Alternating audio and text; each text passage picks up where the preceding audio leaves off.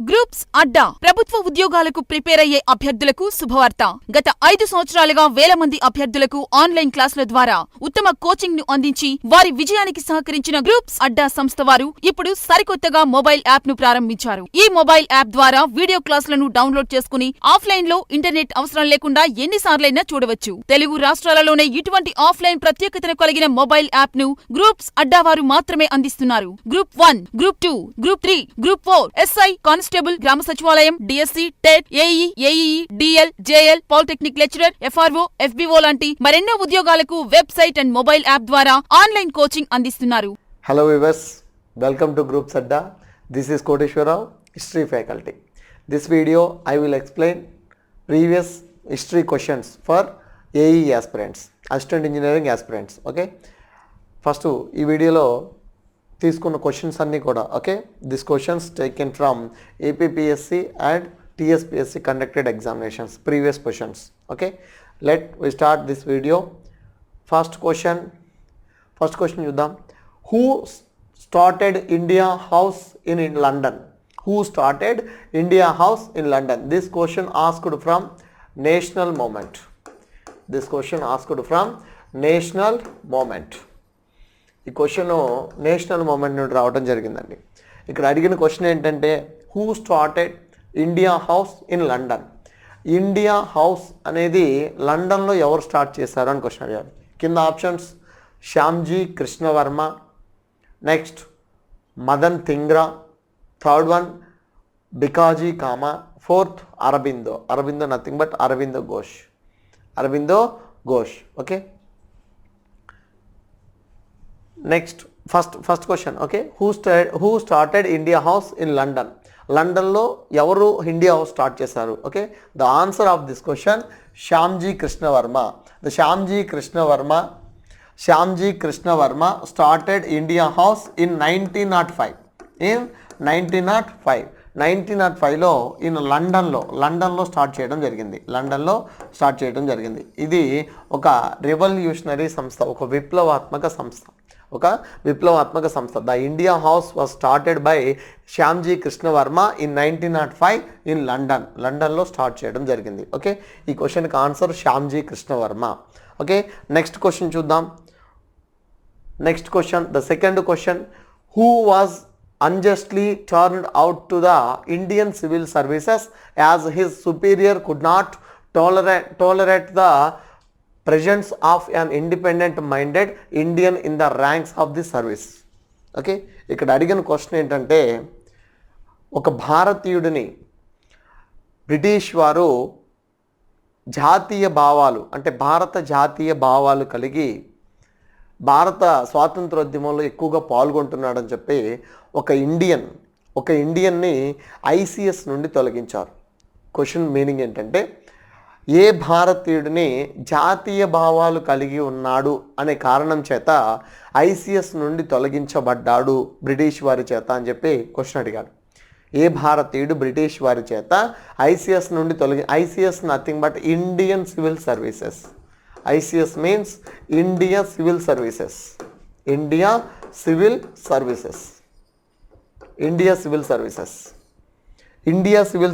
Civil సర్వీసెస్ని introduce చేసింది ఇండియాలో Cornwallis. Okay, who was the father of civil services? He known popularly he was Cornwallis, the second Bengal governor general. ఆయన civil సర్వీసెస్ని ఇండియాలో introduce చేయడం జరిగింది. సరే, అప్పట్లో ICS రాయాలంటే భారతీయులకి చాలా కష్టమైన పరీక్ష అది. ఓకే, భారతీయులు ఎవరైనా ICS రాయాలంటే 21 ఇయర్స్. ఓకే, 21 ఇయర్స్ లోపే వాళ్ళు ICS రాయటం జరుగుతుంది. Okay, 21 years maximum age limit. The maximum age limit of India civil services exam that is 21 years. 21 సంవత్సరాల లోపే వాళ్ళు ICS కొట్టాలి. అయితే అలా కొట్టిన వాళ్ళలో చాలా తక్కువ మంది ఇండియన్స్ ఉంటారు. అలా ICS పొందిన వాళ్ళలో చాలా తక్కువ మంది. రీసెంట్గా ఒక ఎగ్జామినేషన్లో క్వశ్చన్ కూడా అడిగాడు. ఏమని అడిగాడంటే who was the first Indian civil services from India? India నుండి మొట్టమొదటిగా ఏ భారతీయుడు ICSలో జాయిన్ అయ్యాడు అంటే ICS కొట్టాడు అనే క్వశ్చన్ అడిగాడు. He was Satyendranath Tagore. The Satyendranath Tagore, దాని ఆన్సర్ ఏంటంటే Satyendranath Tagore. Satyendranath Tagore. Satyendranath Tagore was the first Indian civil service officer in India. The first civil service officer in India, he was Satyendranath Tagore. Okay, ఆయన 21 years లోపే ఆయన ICS కొట్టడం జరిగింది. చాలా కఠినమైన పరీక్ష.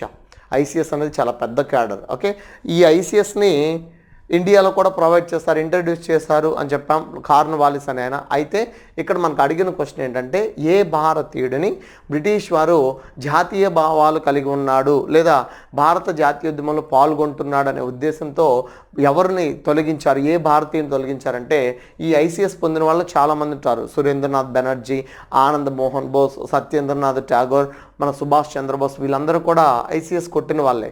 వాళ్ళలో మనకి ఇలా అడగడం జరిగింది. First option Surendranath Banerjee, the second Sarat Kumar Ghosh, third one Benegal Narasimha Rao, fourth one Subhash Chandra Bose. Okay, ఇక్కడ అడిగిన వాళ్ళలో మ్యాక్సిమం ICS సురేంద్రనాథ్ బెనర్జీ, సుభాష్ చంద్రబోస్ వాళ్ళు ICS కొట్టిన వాళ్ళే. ఓకే, నెక్స్ట్ బెనగల్ నరసింహారావు అనగానే మీకు పాలిటీలో వస్తుంది బెనగల్ నరసింహారావు అనే name.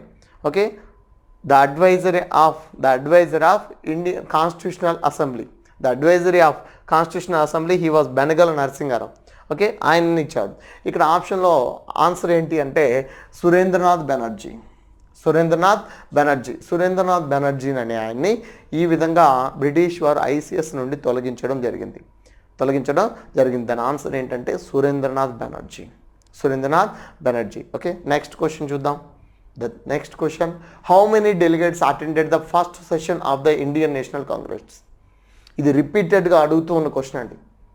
How many delegates attended the first session of the Indian National Congress? In Indian National Congress, the first time held 1885. The first meeting of INC or the first session of INC in 1885 in Bombay. ఎక్కడ జరిగింది అంటే బాంబేలో జరిగింది. Who was the founder of INC? The founder of INC, he was ఏవో Hume. ఏవో means Allan Octavian Hume. మనకి 1885లో Allan Octavian Hume అనే ఆయన మనకి INCని స్టార్ట్ చేయడం జరిగింది, INCని ఎస్టాబ్లిష్ చేయడం జరిగింది. సరే, అది ఎవ్రీ ఇయర్ ప్రతి సంవత్సరం ఒక మీటింగ్, ఒక సెషన్ కండక్ట్ చేస్తూ ఉంటుంది, అంటే ఒక కాన్ఫరెన్స్, ఒక సమావేశాన్ని ఏర్పాటు చేసుకుంటూ ఉంటుంది. అలా ఫస్ట్ సెషన్ బాంబేలో జరిగింది. యాక్చువల్గా ఇది పూనాలో జరగాల్సిందండి.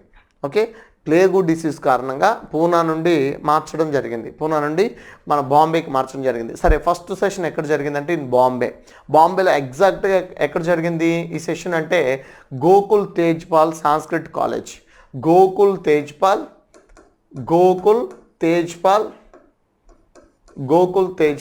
Sanskrit college.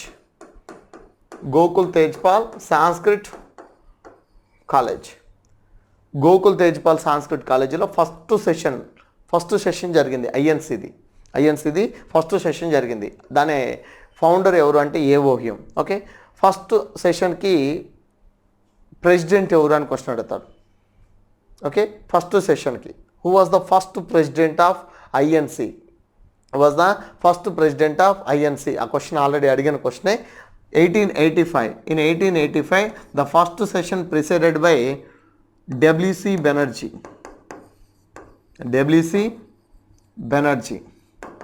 WC Banerjee was the first president of INC Bombay session 1885లో. అయితే ఇక్కడ ఇదే క్వశ్చన్ అడిగాడు మనకి. ఫస్ట్ INC సెషన్లో ఎంతమంది పార్టిసిపేట్ చేశారు, ఎంతమంది సభ్యులు పాల్గొన్నారు అనే క్వశ్చన్ అడిగాడు. ఇది రిపీటెడ్గా అడుగుతున్న క్వశ్చన్. ఓకే, ఈ క్వశ్చన్కి ఆన్సర్ ఏంటంటే 72 members. Okay, the 72 delegates attended the first session of INC. First session of INCలో 72 మెంబర్స్ డెలిగేట్స్ పార్టిసిపేట్ చేయడం జరిగింది. ఇక్కడ ఇంకొకటి 78 ఉంది కదా, ఈ 78 కూడా ఇంకొక చోట వస్తుంది. Okay, these question asked from also national movement. Okay, national movement దగ్గర అడగడం జరిగింది ఈ క్వశ్చన్ కూడా. నేషనల్ మూమెంట్లో ఫస్ట్ INCతోనే స్టార్ట్ అవుతుంది national movement, Indian national movement. అక్కడే క్వశ్చన్ అడిగాడు. ఈ క్వశ్చన్ రిపీటెడ్గా అడుగుతున్న క్వశ్చన్ అని. ఇవన్నీ కూడా ప్రీవియస్ క్వశ్చన్సే, ప్రీవియస్ పేపర్స్ నుండి తీసుకోవడం జరిగింది. TSPSC నుండి, అదేవిధంగా APPSC నుండి, అసిస్టెంట్ ఇంజనీరింగ్ క్వశ్చన్ పేపర్స్ నుండి తీసుకున్నాం. ఇవన్నీ కూడా అసిస్టెంట్ ఇంజనీరింగ్ క్వశ్చన్ పేపర్సే, ప్రీవియస్ పేపర్స్. ఓకే, కావాలంటే చెక్ చేసుకోవచ్చు. ఓకే 78 అనేది కూడా ఒక చోట వస్తుంది మనకి. 78 ఎక్కడ వస్తుంది అంటే civil disobedience movement. Civil disobedience movement. The 78 Satyagrahis was started from Sabarmati to Dandi. The 78 ఈ 78 మెంబర్స్తో గాంధీజీ అనే ఆయన సివిల్ డిజోబీడియన్స్ మూమెంట్ అంటే దండి మార్చ్ని స్టార్ట్ చేయడం జరుగుతుంది. ఓకే అది సివిల్ డిజోబీడియన్స్ మూమెంట్ దగ్గర వస్తుంది. ఈ క్వశ్చన్ ఇక్కడ ఏమడిగాడంటే how many delegates attended the first session of the Indian National Congress. Okay 72 delegates. ఇది చాలామందికి తెలుసు. 72 డెలిగేట్స్ పార్టిసిపేట్ చేయడం జరిగింది. ఇది ఐఎన్సీకి సంబంధించిన ఎక్స్ప్లెనేషన్. ఓకే నెక్స్ట్ క్వశ్చన్ చూద్దాం. The next question in 1856 east India company passed Hindu widow remarriage act due to the campaign by.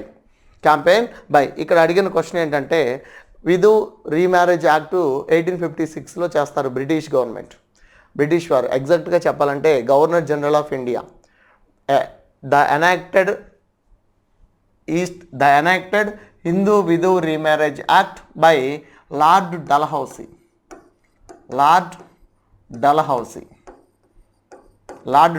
The enacted of Vidhu Remarriage Act by Lord Dalhousie in 1856లో చేయడం జరుగుతుంది.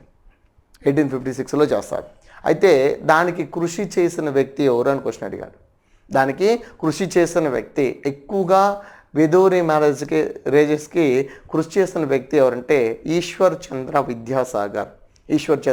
విద్యాసాగర్. ఆయన చాలా గొప్ప వ్యక్తి అండి. ఈశ్వర్ చంద్ర విద్యాసాగర్ అని ఆయన. The first widow remarriage performed by Ishwar Chandra Vidyasagar in India. Okay in 1856 December 7th. The first widow remarriage performed by Ishwar Chandra Vidyasagar. ఆయన కారణంగానే భారతదేశంలో విధు రీమ్యారేజ్ యాక్ట్ తీసుకురావడం జరిగింది. Hindu widow remarriage act. Okay Hindu widow remarriage act enacted by Lord Dalhousie. Act తీసుకొచ్చింది ఎవరు అంటే lord Dalhousie. ఎప్పుడు 1856లో. దానికి కృషి చేసింది ఎవరు అని అడిగాడు ఇక్కడ క్వశ్చన్. దానికి కృషి చేసిన భారతీయుడు ఎవరు అంటే ఈశ్వర్ చంద్ర విద్యాసాగర్. క్యాంపెయిన్ చేసింది ఎవరు అని క్వశ్చన్ అడిగాడు. ఎవరి కృషి కారణంగా భారతదేశంలో ఈస్ట్ ఇండియా కంపెనీ వారు 1856లో హిందూ విధు రీమ్యారేజ్ యాక్ట్ చేశారు అని క్వశ్చన్ అడిగితే దానికి Ishwar Chandra Vidyasagar. Very most important question. ఇది కూడా రిపీటెడ్గా అడుగుతూ ఉన్న క్వశ్చన్. ఓకే లార్డ్ డల్హౌసీ చేయడం జరిగింది. The first widow remarriage performed by Ishwar Chandra Vidyasagar in 1856. ఎప్పుడు 1856 December 7th first widow remarriage in India in Calcutta. ఎక్కడ? కలకత్తాలో ఆయన పర్ఫామ్ చేయడం జరిగింది. కలకత్తాలో పర్ఫామ్ చేయడం. ఈ క్వశ్చన్ చాలాసార్లు అడిగాడు. డేట్తో సహా అడుగుతాడు, డేట్ కూడా అడుగుతాడు. ఓకే ఏ తేదీన భారతదేశంలో విధు రీమ్యారేజ్ మొదటి వితంతు పునర్వాహం జరిగింది అని క్వశ్చన్ అడుగుతాడు. Okay the first widow remarriage performed in the date December 7th 1856 by Ishwar Chandra Vidyasagar at Calcutta దగ్గర ఆయన అంటే కలకత్తాలో ఆయన ఫస్ట్ విధు రీమ్యారేజ్ కండక్ట్ చేయడం జరిగింది. ఇక్కడ అడిగిన క్వశ్చన్ అదే. ఈస్ట్ ఇండియా కంపెనీ వారు 1856లో widow remarriage act enacted by Lord Dalhousie in 1856. Okay అదే క్వశ్చన్ అడిగాడు. నెక్స్ట్ క్వశ్చన్ చూద్దాం. 5th question. Out of the following which was the Monroe system developed by Thomas Monroe? Monroe system developed by Thomas Monroe. Monroe system అనే దాన్ని introduce చేయడం జరిగింది. ఎవరు? Thomas Munro అనే ఆయన. ఒక ఆయన థామస్ మన్రో అనే ఆయన మున్రో సిస్టమ్ని డెవలప్ చేశాడు. ఆ మున్రో సిస్టమ్కి గల పేరేమిటి అని క్వశ్చన్ అడిగాడు. మున్రో సిస్టమ్కి గల పేరేమిటి? ఓకే మనకి మేజర్గా రెవెన్యూ వసూలు చేయడానికి, రెవెన్యూ కలెక్షన్ కొరకు భారతదేశంలో బ్రిటిష్ వారు కొన్ని సిస్టమ్స్ని ఇంట్రడ్యూస్ చేయడం జరిగింది. దాంట్లో ఫస్ట్ వన్ వచ్చేసి జమీందారీ సిస్టమ్. ఇది ఆల్మోస్ట్ ఇండియా మొత్తం కూడా ఉండేది అప్పట్లో. Okay zamindari system. The zamindari system was introduced by Cornwallis అనే ఆయన ఇంట్రడ్యూస్ చేయడం జరిగింది. Cornwallis. Okay next ryotwari system. Ryotwari system was introduced in Andhra Pradesh, especially Andhra Pradesh. మనకి ఈ క్వశ్చన్ ఆంధ్రప్రదేశ్కు సంబంధించిన క్వశ్చన్. ఓకే, ఆంధ్రప్రదేశ్కు సంబంధించి Thomas Munro. Okay, sir Thomas Munro అంటాం ఆయన, సర్ థామస్ మన్రో. ఓకే, ఈ సర్ థామస్ మన్రో అనే ఆయన ఎక్కడ ఆ ryotwari system introduced by sir Thomas Munro. Sir Thomas Munro. Okay, Munro అనే ఆయన మనకి రైత్వారీ సిస్టమ్ని ఇంట్రడ్యూస్ చేయడం జరిగింది. ఎస్పెషల్గా మన ఆంధ్రప్రదేశ్కి కలెక్టర్గా వర్క్ చేస్తాడు sir Thomas Munro. What is ryotwari system? What is the ryotwari system? What is the zamindari system?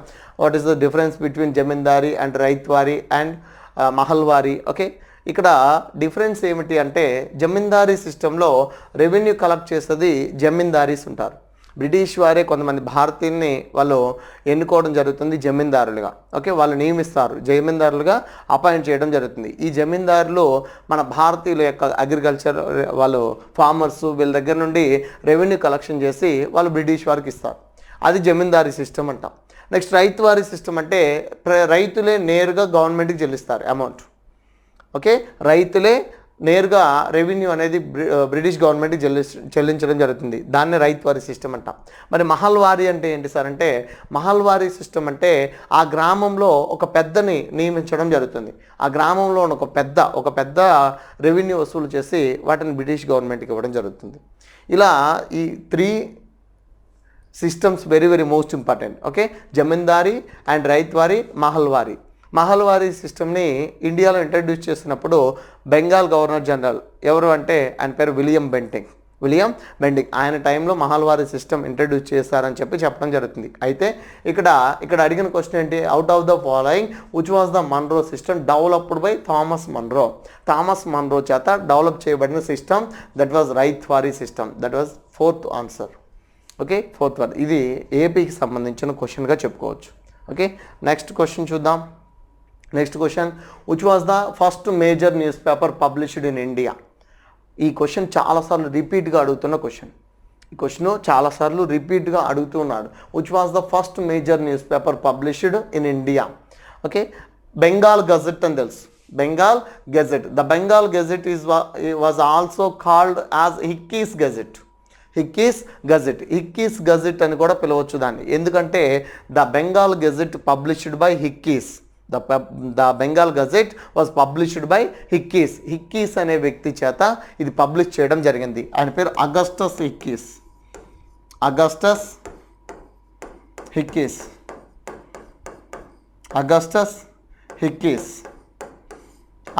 హిక్కీస్ అనే ఆయన ద బెంగాల్ గెజెట్ అనే న్యూస్ పేపర్ని జర్నల్ని పబ్లిష్ చేయడం జరిగింది. ఫస్ట్ టైం ద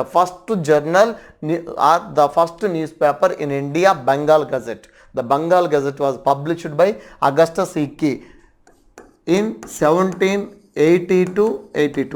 ఈ న్యూస్ పేపరు ఎప్పుడు పబ్లిష్ అయింది అంటే that news paper published from 1782 1780 నుండి 82 మధ్య కాలంలో ఆ న్యూస్ పేపర్ అనేది పబ్లిష్ అవ్వడం జరిగింది ఇండియాలో.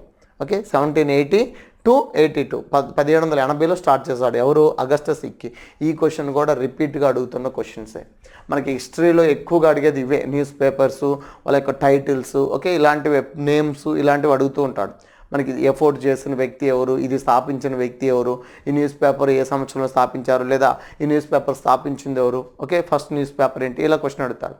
ఓకే, మరి what is the first news paper in Telugu? First news paper in Telugu మనకి సిలబస్ కనుక మెన్షన్ చేసినట్లయితే, సిలబస్ కనుక మనం ఒకసారి కనుక చూసినట్లయితే సిలబస్లో క్లియర్గా మెన్షన్ చేశాడు, focus on AP national movement అని. Focus on Andhra national movement అంటే ఆంధ్రప్రదేశ్కు సంబంధించి కూడా ఫోకస్ చేయాలి. ఆంధ్రప్రదేశ్ మీద APPSC కండక్ట్ చేస్తుంది కాబట్టి మనకి ఆంధ్రప్రదేశ్ మీద కూడా ఫోకస్ చేయాలి. What is the first news paper in Telugu? The first news paper published in Telugu that was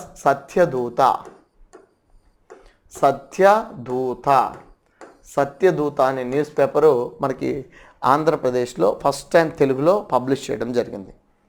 that was published by one Christian missionary society. క్రైస్తవ మిషనరీ అనేది స్థాపించడం జరిగింది. ఓకే, అది ఒక మతానికి సంబంధించిన పత్రిక. Satyaduta was the first news paper in Telugu. The first news paper in India that was Bengal Gazette. Bengal Gazette published by Augustus Hicky's. So that was called Hicky's Bengal Gazette. Hicky's Bengal Gazette in 1780లో publish చేయడం జరిగింది. 82 వరకు publish చేస్తారు. Very very most important question ఇది. Okay, next question చూద్దాం. Next question, where was the head quarter of Theosophical Society? Theosophical Society. Where was the head quarter of Theosophical Society? Madanapalle, next Pondicherry, third one Kanchipuram, fourth one Adyar. Okay, Madanapalle, Pondicherry, Kanchipuram, Adyar. అసలు who was the founders of Theosophical Society? When was the founded Theosophical Society? The Theosophical Society founded in 1875. ఇక్కడ అడిగిన question ఏంటంటే head quarter of Theosophical society యొక్క head quarter ఎక్కడుంది అని question అడిగారు. దాని యొక్క ప్రధాన కేంద్రం ఎక్కడ? దివ్య జ్ఞాన సమాజం. Theosophical Society in meaning in Telugu దివ్య జ్ఞాన సమాజం. తెలుగులో అయితే దివ్య జ్ఞాన సమాజం యొక్క ప్రధాన కేంద్రం ఎక్కడ ఉంది లేదా ఎక్కడ కలదు అని క్వశ్చన్ అడిగారు. యాక్చువల్గా the theosophical society was founded in 1875. Okay, founded by 2 peoples. Okay, so మనకి 2 వ్యక్తులు ఈ యొక్క థియోసోఫికల్ సొసైటీని ఎస్టాబ్లిష్ చేయడం జరిగింది. ఫస్ట్ వన్ హెచ్పి బ్లావెట్స్కీ అనే ఆవిడ. నెక్స్ట్ హెచ్ఎస్ ఆల్కాట్ అనే ఆయన. హెచ్పి బ్లావెట్స్కీ, హెచ్ఎస్ ఆల్కాట్ వీళ్ళిద్దరూ దీన్ని ఎక్కడ స్థాపించారు అంటే theosophical society was founded in New York city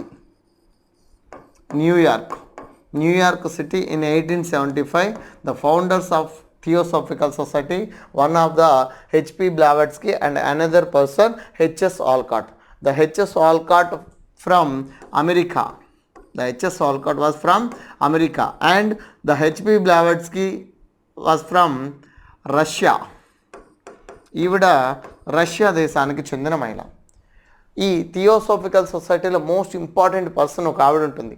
okay, the most important women in theosophical సొసైటీలో మన ఆవిడ గురించి మనం క్లాసెస్లో ఎక్స్ప్లెయిన్ చేసుకుంటాం. She was the very very most important lady. She was known as popularly grand old lady of India. She was Annie Besant అనే ఆవిడ theosophical సొసైటీకి సంబంధించిన వ్యక్తి.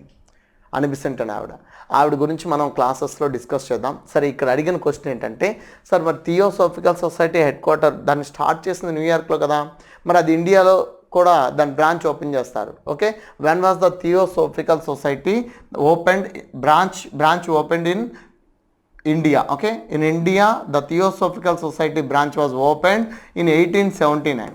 1879లో దాని బ్రాంచ్ ఓపెన్ చేస్తారు. ఓకే, దాని హెడ్ క్వార్టర్ ఎక్కడ ఉంచుతారు అంటే అడయార్లో దాని యొక్క హెడ్ క్వార్టర్ పెట్టడం జరుగుతుంది. Adyar located in Tamil Nadu. Present Tamil Nadu, అప్పట్లో మద్రాస్లో ఉండేది. Okay, that was the answer, Adyar. ఈ క్వశ్చన్కి ఆన్సర్ ఏంటంటే అడయార్. ఓకే, అడయార్లో వీళ్ళు ఫస్ట్ హెడ్ క్వార్టర్ని 1879లో ఎస్టాబ్లిష్ చేయడం జరిగింది, ఫస్ట్ బ్రాంచ్. నెక్స్ట్ క్వశ్చన్, ఈ question socio and religious reform మూమెంట్కి సంబంధించింది. ఈ question socio and religious reform, దాని మీద కూడా కంపల్సరీ క్వశ్చన్స్ అడుగుతాడు. 3rd chapter of modern India history. Next very very important repeated question అండి ఇది కూడా. ఖుదాయి ఖిద్మత్గార్స్ వర్ ఆల్సో నోన్ యాజ్. ఈ క్వశ్చన్ రీసెంట్గా పీసీ ఎగ్జామినేషన్లో కూడా అడిగాడు, అంటే రిపీటెడ్గా అడుగుతున్న క్వశ్చన్, కంపల్సరీగా ఈయన మీద క్వశ్చన్ అడుగుతూ ఉన్నారు. Okay, who was the started Khudai Khidmatgar moment?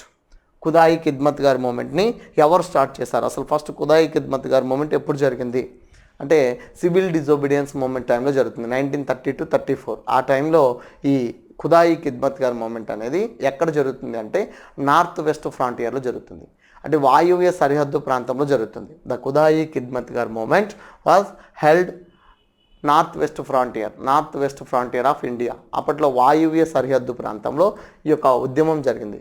Who started Khudai Khidmat గార్ moment?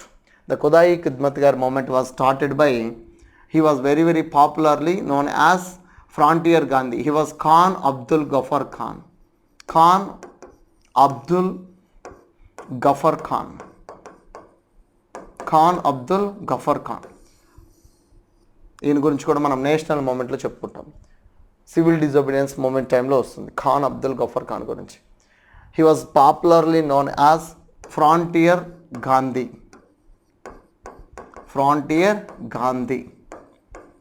Frontier Gandhi. అయితే ఇక్కడ ఈ మూమెంట్లో ఉన్న మొత్తం ప్రొటెస్టర్స్, నిరసనకారులు ఎవరైతే ఉంటారో, ఆ మూమెంట్ చేసిన వాళ్ళు ఎవరైతే ఉంటారో వాళ్ళందరూ కూడా ఒకే కలర్ దుస్తులు ధరించడం జరిగింది, ఒకే రంగు దుస్తులు ధరించడం జరిగింది. అందుకే ఆ యొక్క ఉద్యమాన్ని ఏమంటామంటే వాళ్ళందరూ ధరించిన దుస్తులు రెడ్ షర్ట్స్, వాళ్ళందరూ కూడా రెడ్ షర్ట్స్. ఖుదాయి ఖిద్మత్ గార్ మూమెంట్లో వాళ్ళందరూ ధరించిన దుస్తులు red shirts. So it was called red shirts movement. The Khudai Khidmat గార్ movement was also called as red shirts movement. దాన్ని రెడ్ షర్ట్స్ మూమెంట్గా అంటాం. ఎందుకు అంటాము అంటే వాళ్ళందరూ రెడ్ షర్ట్స్ ధరించి వాళ్ళ నిరసన తెలియజేశారు, ఉద్యమంలో పాల్గొన్నారు కాబట్టి దాన్ని రెడ్ షర్ట్స్ మూమెంట్ అని కూడా అంటాం. The Khudai Khidmat గార్ movement was started by Khan Abdul Ghaffar Khan. He was also known as Frontier Gandhi. ఈ క్వశ్చన్ రిపీటెడ్గా అడిగిన క్వశ్చన్ అండి. ఓకే, మన ఎగ్జామినేషన్లో ప్రీవియస్ ఎగ్జామినేషన్స్లో రిపీటెడ్గా అడుగుతూ ఉన్నాడు, వరుసగా అడిగాడు ఈ క్వశ్చన్, ఫ్రాంటియర్ గాంధీ అనే క్వశ్చన్ టైటిల్ ఎవరికి ఉంది అని. ఓకే, నెక్స్ట్ క్వశ్చన్ చూద్దాం. Next question, 9th question. Which governor general took the decision of partition of Bengal?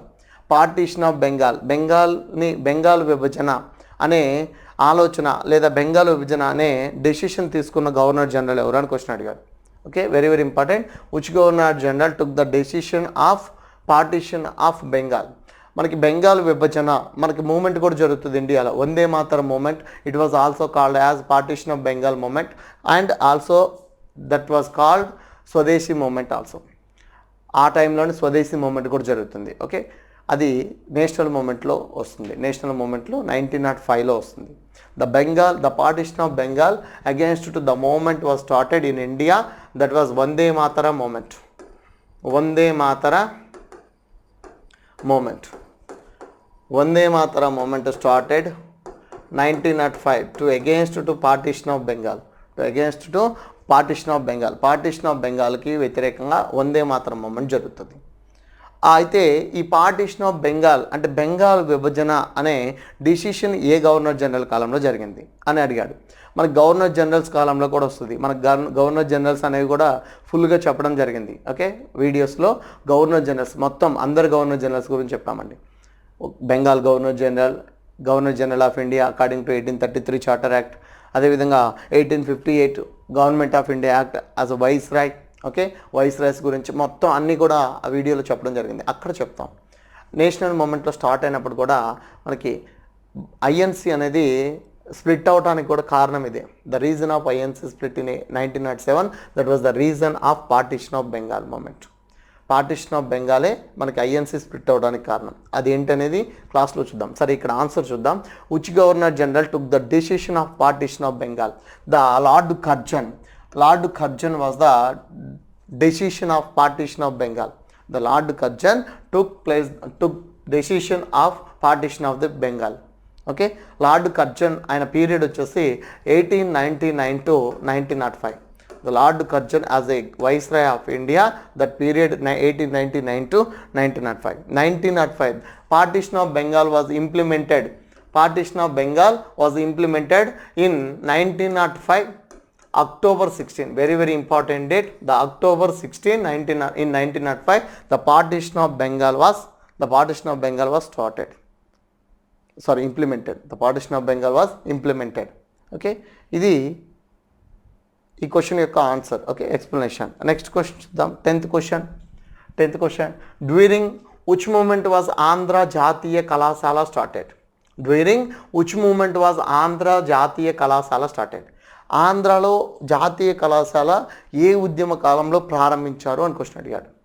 Okay, during which movement was Andhra Jatiya Kalasala started. దీనికి ఆన్సర్ ఏంటంటే వందే మాతరం మూమెంట్. దీనికి ముందు క్వశ్చన్లోనే చెప్పాం వందే మాతరం మూమెంట్ ఏ టైంలో జరిగిందని. వందే మాతరం మూమెంట్ ఇది ఆంధ్రప్రదేశ్కి సంబంధించిన question. Okay, focus on Andhra అంటే ఇదే అండి. ఆంధ్రాలో ఆంధ్ర జాతీయ కళాశాల ఏ ఉద్యమ కాలంలో స్టార్ట్ చేశారని. ఓకే, వందే మాతరం మూమెంట్. దీనికి ఆన్సర్ ఏంటంటే వందే మాతరం మూమెంట్. వందే మాతరం మూమెంట్ టైంలో మనకి ఆంధ్రప్రదేశ్కి ఒక నేషనల్ లీడర్ వస్తాడు. The national leader visit at the period of Vande Mataram moment he was Bipin Chanderpaul. BC Paul అనైనా 1907లో he visit to Andhra in 1907 at the period of Vande Mataram movement. Vande Mataram movement టైంలో B C Pal అనే ఆయన ఆంధ్రాకి పర్యటిస్తాడు. ఆంధ్రాలో పర్యటించడం జరుగుతుంది. ఎందుకు పర్యటిస్తాడు అనేది మన క్లాస్లో చూద్దాం. ఓకే, పర్యటిస్తాడు. అలా పర్యటించినప్పుడు ఈయన మచిలీపట్నంలో ఒక జాతీయ కళాశాలను ఏర్పాటు చేస్తాడు. That was called Bandar national college. అదే క్వశ్చన్ అడిగాడు. చూడండి ఎంత ఇండైరెక్ట్ క్వశ్చన్ అడిగాడు. ఇది కొంచెం డెప్త్గా ఉంటుంది. ఓకే, ఏ టైంలో ఏ ఉద్యమ కాలంలో ఆంధ్ర జాతీయ కళాశాల స్టార్ట్ చేశారని. ఈ 1907లో ఆయన శంకుస్థాపన చేస్తాడు. ఎవరు? బిపిన్ చంద్రపాల్. ఎక్కడ? మచిలీపట్నంలో. ఎక్కడ? మచిలీపట్నంలో దాన్ని 1907లో శంకుస్థాపన చేస్తే అది that was opened in 1910 as a Bandar national college. This is the explanation of in this question. Okay, this is the explanation of this question. During which moment was Andhra జాతీయ. ఇక్కడ ఆంధ్రప్రదేశ్ మీద ఎక్కువగా ఫోకస్ చేయాలి. మనం నేషనల్ మూమెంట్ చెప్పేటప్పుడే ఆంధ్ర మీద కూడా మనం చెప్పుకుంటూ వెళ్ళిపోతాం. Okay, next question. The following declaration was made in the Lahore session of the Indian National Congress. The following declaration was made in the Lahore session of the Indian National Congress. 1929లో ఇక్కడ అడిగిన question ఏంటంటే Lahore INC సెషన్లో ఏ డిక్లరేషన్ని చేశారు అని question అడిగాడు. Lahore INC సెషన్లో ఏ declaration క్రింద ఇచ్చిన వాటిల్లో ఏ డిక్లరేషన్ని పాస్ చేశారు లేదా ఏ రిజల్యూషన్ని పాస్ చేశారు, ఏ తీర్మానాన్ని చేశారు అంటే do or die, Swaraj is my birth right, home rule or Purna Swaraj. ఇక్కడ డిక్లరేషన్ ఏంటి అంటే Purna Swaraj was the answer. Very very important. Purna Swaraj is the answer. అసలు లాహోర్ సెషన్ ఎప్పుడు జరిగింది, దానికి ప్రెసిడెంట్ ఎవరు అంటే ఇన్ 1929లో లాహోర్ సెషన్ జరుగుతుంది. Most important session of INC sessions Lahore INC session. మనకి క్లాసెస్లో ఇంపార్టెంట్ ఐఎన్సీ సెషన్స్ అనే ఒక టేబుల్ కూడా ఇవ్వడం జరుగుతుంది. మొత్తం 1885 నుండి 1946 వరకు మొత్తం ఇంపార్టెంట్ ఐఎన్సీ సెషన్స్ మొత్తం ఇచ్చి వాటి ఇంపార్టెన్స్ కూడా ఇస్తాం. అక్కడ ఇది డిస్కస్ చేయడం జరుగుతుంది. ఇన్ 1929 లాహోర్ ఐఎన్సీ సెషన్ జరుగుతుంది. Presided by Jawaharlal Nehru. The two resolutions mostly passed in this Lahore INC session. Lahore INC session ఏంటి అవి అంటే that was the first one Purna Swaraj resolution. Purna Swaraj అంటే పూర్తి స్వాతంత్రం అనే ఒక రిజల్యూషన్, ఒక తీర్మానాన్ని జవహర్లాల్ నెహ్రూ ప్రవేశపెడతాడు. ఆ బిల్లు పాస్ అవుతుంది లాహోర్ ఐఎన్సీ సెషన్లో. నెక్స్ట్ అక్కడ ఆ బిల్లు పాస్ అయిన తర్వాత నెహ్రూ ఒక ప్రకటన చేస్తాడు, ఒక అనౌన్స్మెంట్ చేస్తాడు. ఏం చేస్తాడు? ఎవ్రీ ఇయర్ January 26ని పూర్ణ స్వరాజ్ డేగా డిక్లేర్ చేయడం జరుగుతుంది. He declared every year celebrated January 26th celebrated as a Purna Swaraj day. ప్రతి సంవత్సరం January 26న పూర్ణ స్వరాజ్గా సెలబ్రేట్ చేసుకోవాలని చెప్పి నెహ్రూ అనే ఆయన అక్కడ పిలుపునివ్వడం జరుగుతుంది. That was the very very important of 1929 Lahore INC session. That was the very very most important point. Okay, next ఇది రిపీట్గా అడుగుతూ ఉంటాడు. Next question. Who is called as the grand old man of India అని ఎవరిని పిలుస్తారు? Question అర్థం. మనందరికి చాలామంది తెలిసిందే. Okay, the grand old man of India he was Dadabhai Naoroji. It is called Dadabhai Naoroji. Okay, Dadabhai నౌరోజీని grand old man of India అంటాం. అదేవిధంగా ఆయన్ని ఫస్ట్ ఎకనామిస్ట్ ఆఫ్ ఇండియా అని కూడా అంటారు. ఆయనకి చాలా బిరుదులు కూడా ఉన్నాయి, చాలా titles, so many titles as Dadabhai Naoroji. Okay, Dadabhai నౌరోజీకి చాలా ఉన్నాయి.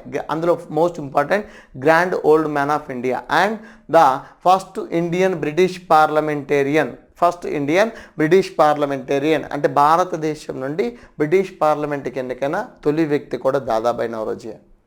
Okay, grand old man of India ఈయన. Grand old lady are grand old women of India she was Annie Besant. ఇంతకు ముందే చెప్పాం. ఓకే, ఇది దాదాబాయి నౌరోజీకి సంబంధించి. Next question 13th question. Who is the author of Anandamath?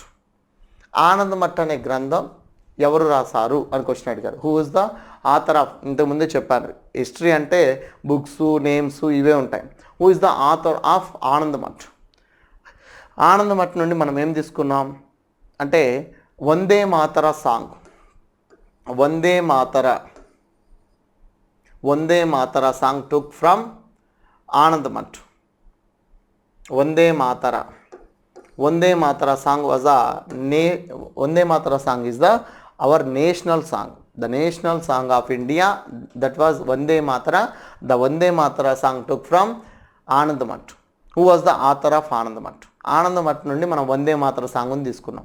మరి ఆనందమఠ్ యొక్క ఆథర్ ఎవరు, దాని యొక్క బుక్ రచించింది ఎవరు?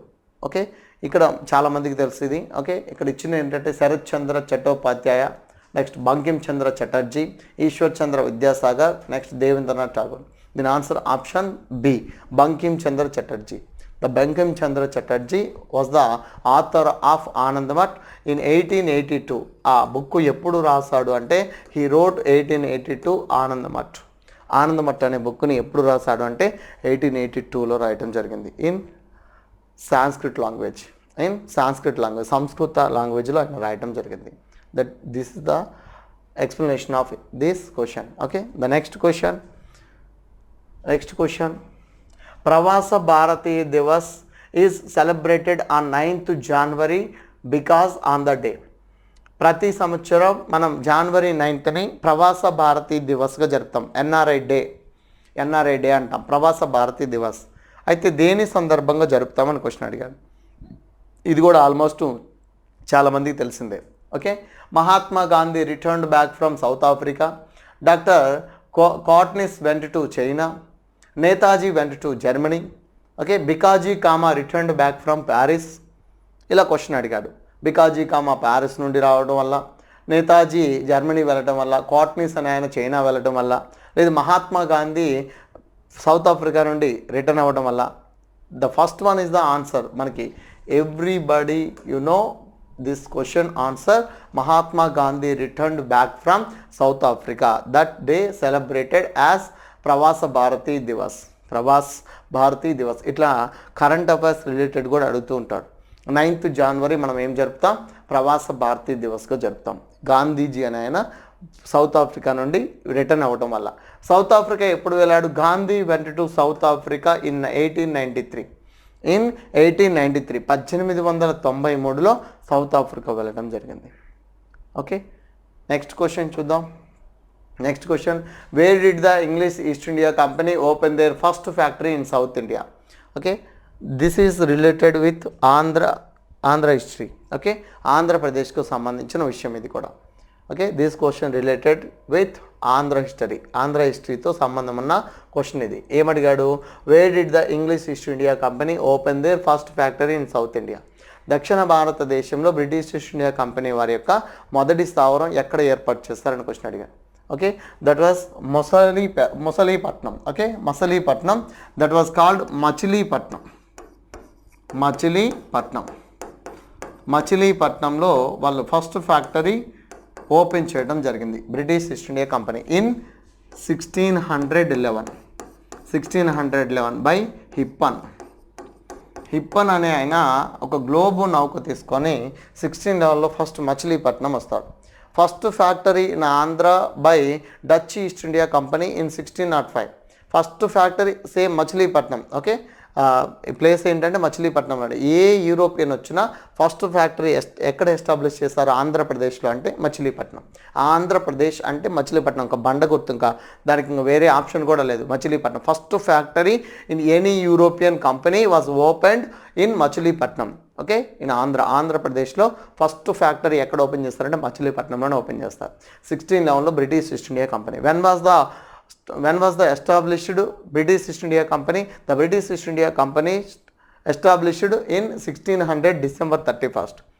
December 31st, 1600. Okay, your permission తో with permitted by British Queen Elizabeth I అనే ఆవిడ పర్మిషన్తో 1600 December 31st 1600 British East India Company, English East India Company, or it was also called British East India Company, British East India కంపెనీని కూడా establish చేయడం జరిగింది. Okay, ఇలా British East India Company start అయ్యి అది ఫస్ట్ ఆంధ్రప్రదేశ్లో first factory opened in India by British East India Company, that was Surat in 1608 సూరత్లో start చేయడం జరుగుతుంది. Surat with the permitted of Jahangir. సూరత్లో start చేస్తారు. ఓకే, ఇక్కడ దీని ఆన్సర్ ఏంటంటే English East India company whole south India మొత్తం మీద ఫస్ట్ కంపెనీ ఎక్కడ పెట్టారంటే మచిలీపట్నంలో పెట్టారు. That was called Masulipatnam. Okay, next question. Next 16th question. Which of the following kingdoms was not of those annexed as part of East India companies doctrine of lapse policy? Okay, ఇక్కడ ఏ రాజ్యాన్ని British వారు doctrine of labs ప్రకారం ఆక్రమించలేదు అని question అడిగాడు. Doctrine of labs ప్రకారం ఏ రాజ్యాన్ని, ఏ భారతదేశ రాజ్యాన్ని వీళ్ళు ఆక్యుపై చేయలేదు అని క్వశ్చన్ అడిగాడు, అనాక్స్డ్ చేయలేదు అంటే దీని ఆన్సర్ ఏంటంటే ఇక్కడ చూడండి. అసలు ఫస్ట్ డాక్ట్రిన్ ఆఫ్ లేబ్స్ అంటే ఏంటి? ఓకే, అసలు డాక్ట్రిన్ ఆఫ్ లేబ్స్ ఎవరు తీసుకొచ్చారు? The doctrine of lapse policy introduced in India by Lord Dalhousie. చాలాసార్లు అడిగిన క్వశ్చన్ అండి ఇది కూడా. Lord Dalhousie was introduced doctrine of labs in 1848. He was Governor General. He was as a worked Governor General in India from his period 1848 to 1856. 1848 to 1856. 1848 నుండి 56 దాకా ఆయన work చేయడం జరుగుతుంది as a governor general of India. Okay, the doctrine of Lapse introduced in India by Lord Dalhousie in 1848. 1848లో ఆయన introduce చేశారు. What is the doctrine of labs? అసలు doctrine of labs అంటే ఏంటి అంటే, అప్పట్లో ఇండియాలో స్టేట్స్ ఉంటాయి కదా, కింగ్డమ్స్, రాజ్యాలు ఉంటాయి కదా, ఆ రాజ్యాలను పరిపాలించేది రాజులు. రాజ్యాలను పరిపాలించేది ఎవరు? రాజులు. వాళ్ళకి వారసులు, న్యాచురల్ హెయిర్స్ ఉండొచ్చు, ఉండకపోవచ్చు. ఓకే, అంటే సన్స్, ఆయన తర్వాత నెక్స్ట్ అధికారం ఆయనదే కదా, నెక్స్ట్ ప్రిన్స్ ఎవరు? ఆయనే కదా. సో అట్లా ఒక రాజుకి ఒక్కోసారి ఒక రాజుకి కొడుకులు పుట్టొచ్చు, పుట్టకపోవచ్చు. అలాంటప్పుడు వీళ్ళు ఏం చేసేవాళ్ళు? Before 1848, okay, before implemented doctrine of labs అనేది రాకముందు ఏం చేసేవాళ్ళు వీళ్ళు అంటే, ఎవరైనా అడాప్ట్ చేసుకునేవాళ్ళు. ఓకే, ఒక వ్యక్తిని అడాప్ట్ చేసుకొని ఆయనకి అప్పగించేవాళ్ళు రాజ్యాన్ని. ఎప్పుడైతే lord Dalhousie doctrine of labs అనేది తీసుకొచ్చాడో, అడాప్ట్ చెల్లదు అంటే దత్తత చెల్లదు. ఎవరైనా రాజు సహజమైన కొడుకు లేకపోతే, అంటే ఆయన వారసుడు లేకుండా చనిపోతే దత్తత తీసుకొని ఆ రాజ్యాన్ని ఆయనకు అప్పగించడం చెల్లదు. ఓకే అని చెప్పి డాక్ట్రిన్ ఆఫ్ లేబ్స్ తీసుకొచ్చాడు. అలా కొన్ని ప్రాంతాలని, భారతదేశంలో కొన్ని కింగ్డమ్స్ని వాళ్ళు అనాక్స్డ్ చేయడం జరిగింది. ఓకే, సో చాలా కింగ్డమ్స్ని అనాక్స్ చేస్తారు. Okay, according to doctrine of lapse, the British East India company annexed kingdoms of India. The first one Satara state. Okay, second one Jaipur.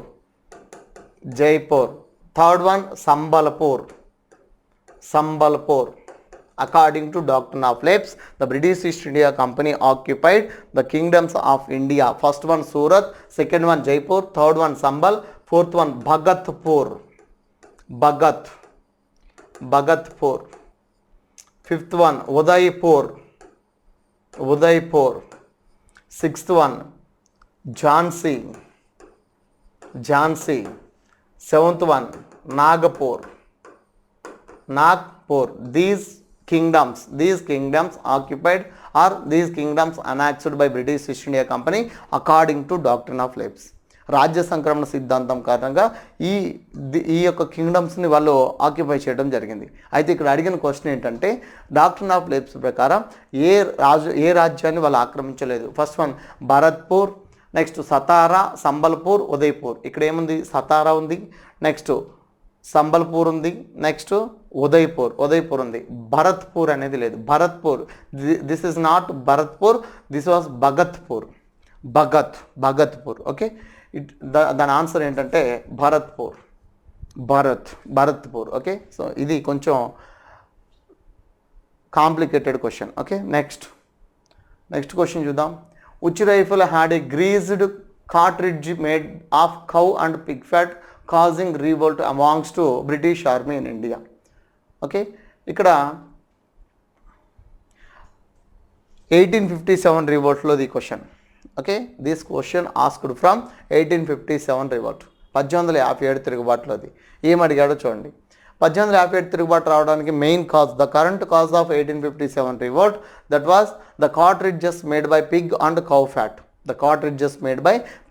Cow fat. అంటే ఆవు మరియు పంది కొవ్వుతో చేసిన తూటాలు.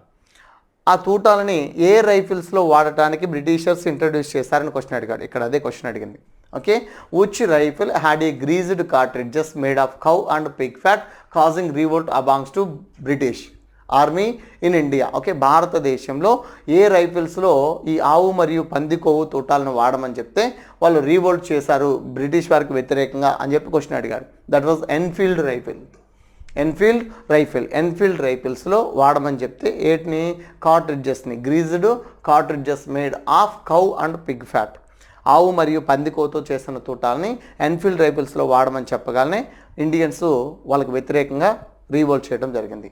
The next 18th question, who stated give me blood and I promise you your freedom?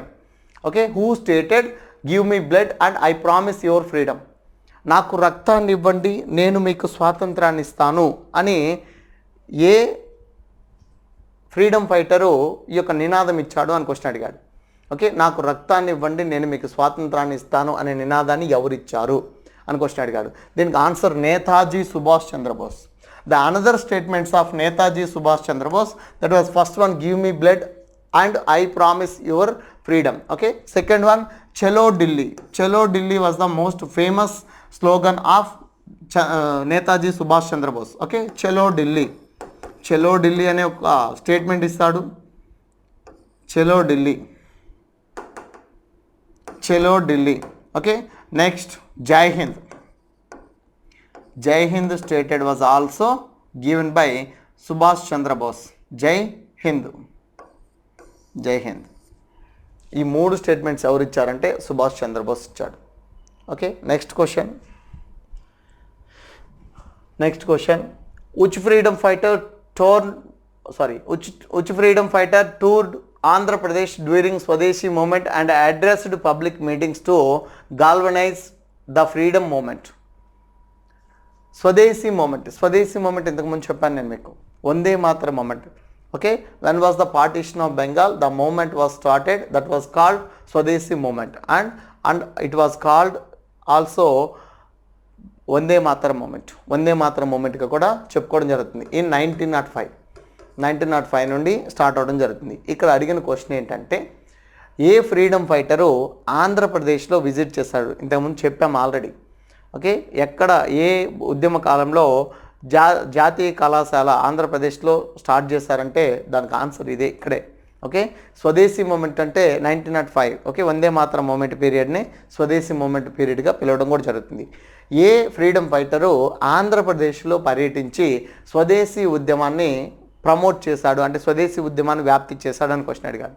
ఈ question రిపీట్గా అడుగుతూ ఉన్నాడు ఈ మధ్య కాలంలో. Okay, he was Bipin Chanderpaul టూర్డ్ Andhra Pradesh from 1907. In 1907 he visit to Andhra Pradesh in 1907లో ఆయన ఇండియాకి మన ఆంధ్రప్రదేశ్లో విజిట్ చేసి స్వదేశీ మూమెంట్ని మనకి ప్రమోట్ చేయడం జరిగింది. అదే దాని answer, Bipin Chanderpaul. Okay, next question, దీన్ని ఆల్రెడీ ఎక్స్ప్లెయిన్ చేసుకున్నాం మనం ఇంతకుముందు. Next question, who founded Krishna పత్రిక ఇన్ 1902? కృష్ణా పత్రిక అనేది ఆంధ్రప్రదేశ్కు సంబంధించిన పత్రిక. The first political news paper The first political daily newspaper. First political daily newspaper. The first political daily newspaper in Andhra Pradesh in Telugu. That was Krishna Patrika in 1902. It was published by first one Konda Venkatapaya.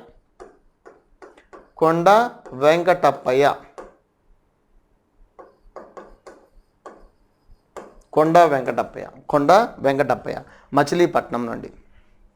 It was published from Machilipatnam in 1902. That was called first political daily newspaper in Andhra or in Telugu. First political daily newspaper in Telugu, that was Krishna Patrika published by Konda Venkatapaya in 1902 from Machilipatnam నుండి ఆయన ఈ యొక్క పత్రికని publish చేయడం జరిగింది. That was answer ఏంటి అంటే Konda Venkatappayya. Next question 21 question. Where is Jallian Walabagh located? Jallian Walabagh incident in India in 1919. The Jallian Walabagh incident in India 1919లో జరుగుతుంది. 1919 ఎగ్జాక్ట్ డేట్ ఏప్రిల్ 13th జరుగుతుంది. అయితే జలియన్ వాలాబాగ్ అనేది ఒక గార్డెన్, అంటే ఒక తోట. అయితే ఆ జలియన్ వాలాబాగ్ ఎక్కడ ఉంది అని క్వశ్చన్ అడిగారు. The Jallian Walabagh current location in Amritsar,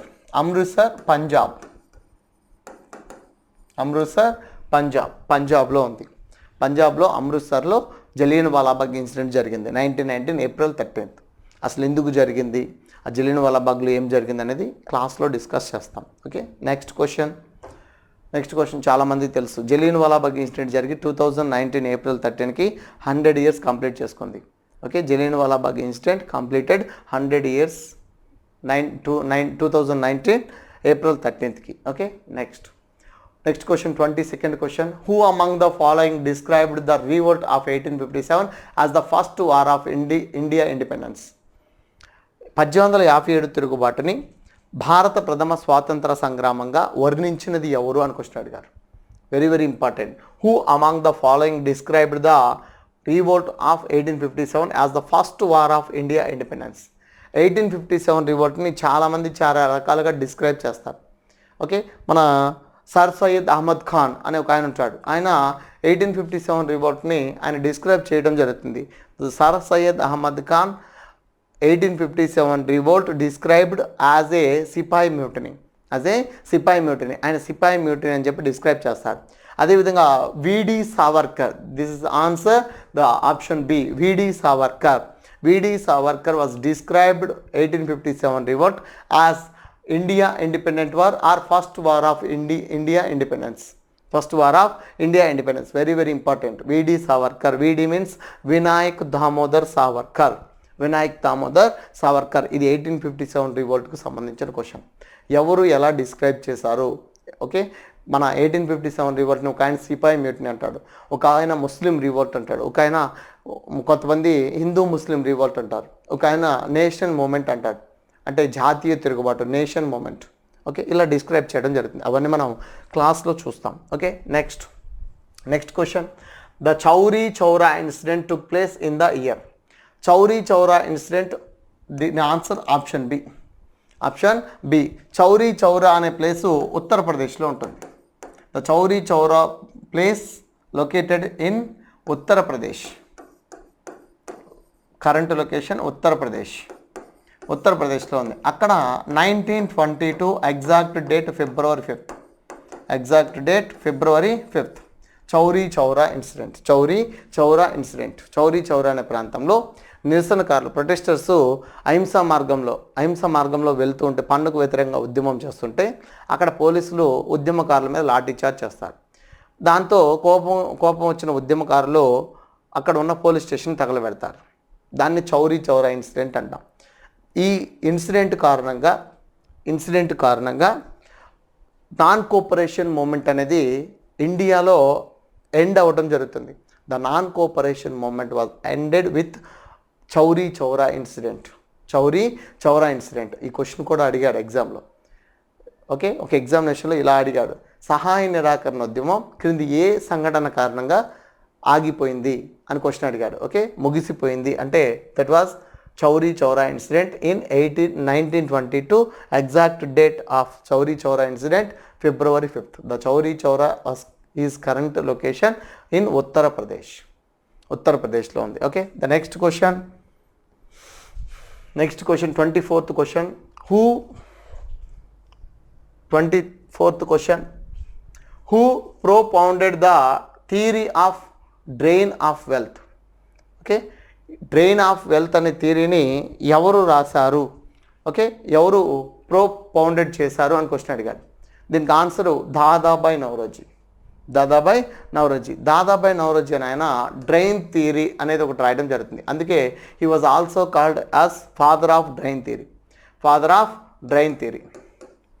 ఈయన డ్రెయిన్ థియరీ అంటే ఏంటంటే సంపద తరలింపు సిద్ధాంతం అంటాం.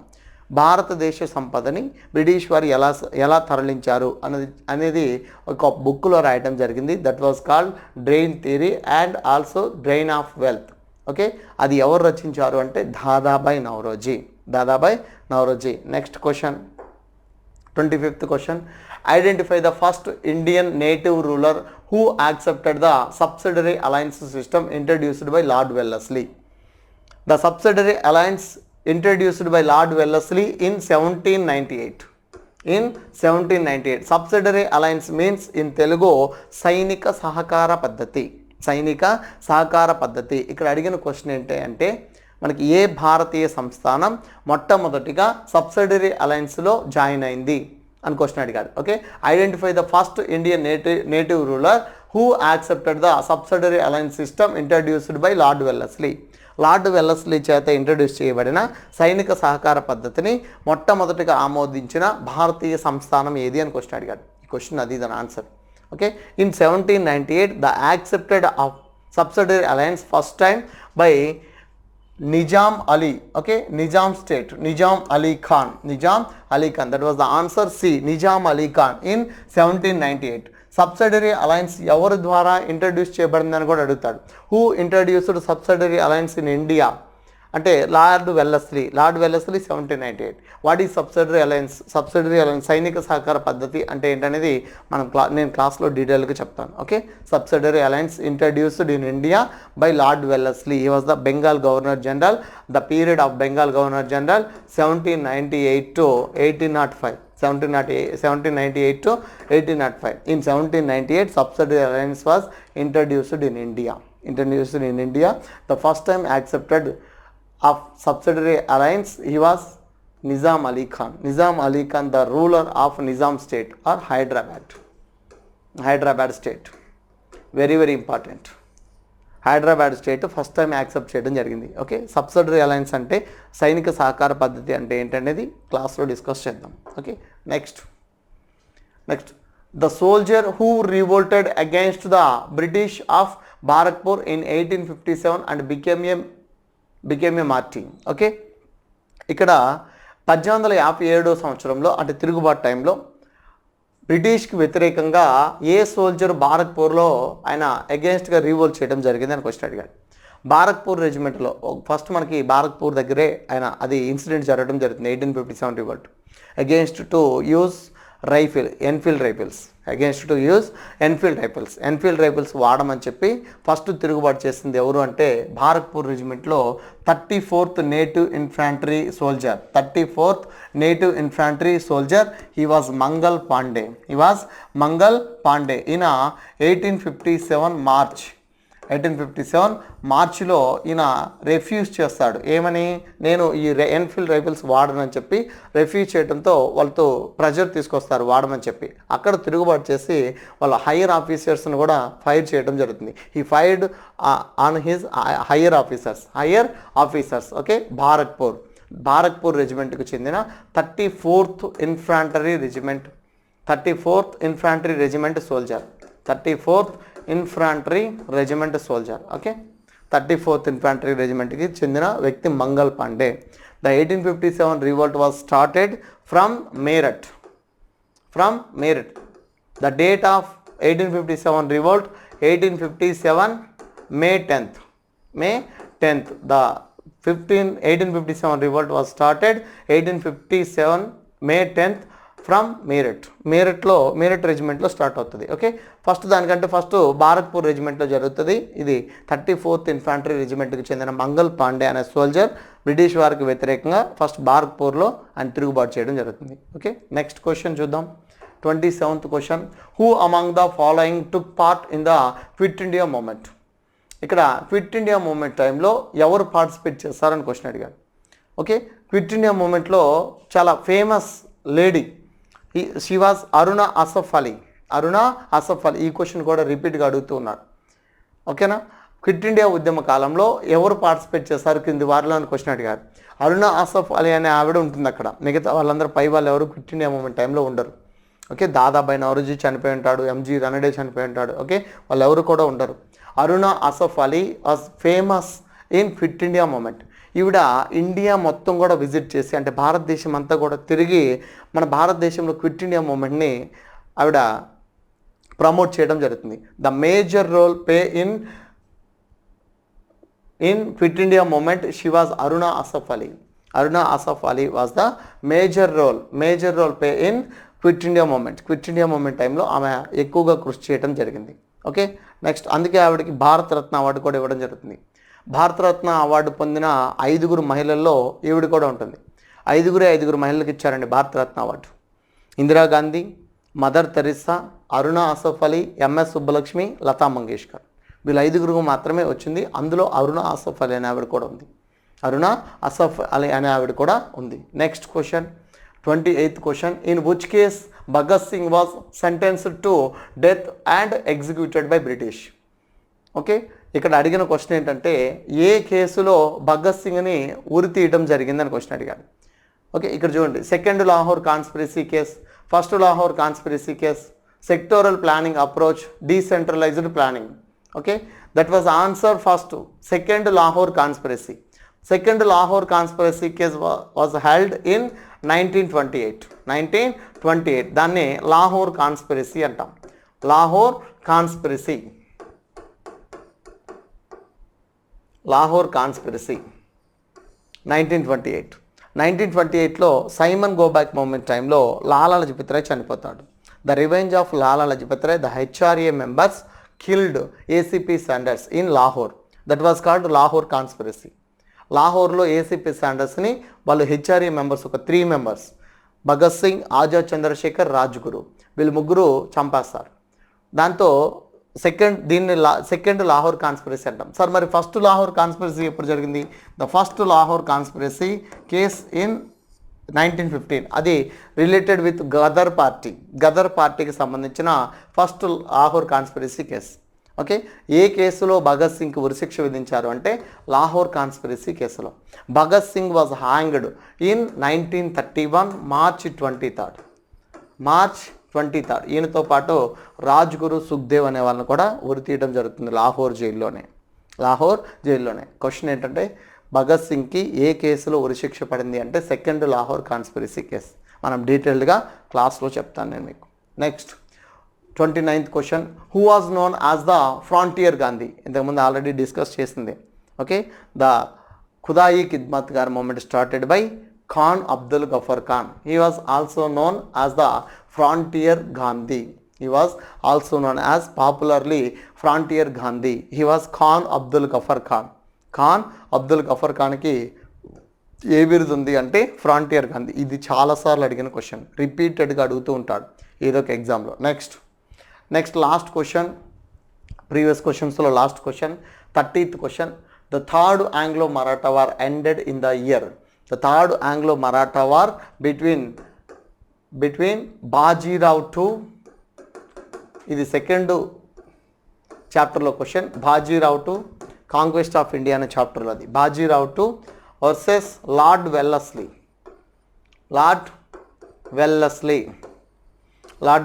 The period of third Anglo Maratha, Bajirao two versus lord Wellesley కాదు, lord Hastings. Second Anglo Maratha war lord వెల్లస్లీకి బాజీరావ్ టుకు జరుగుతుంది.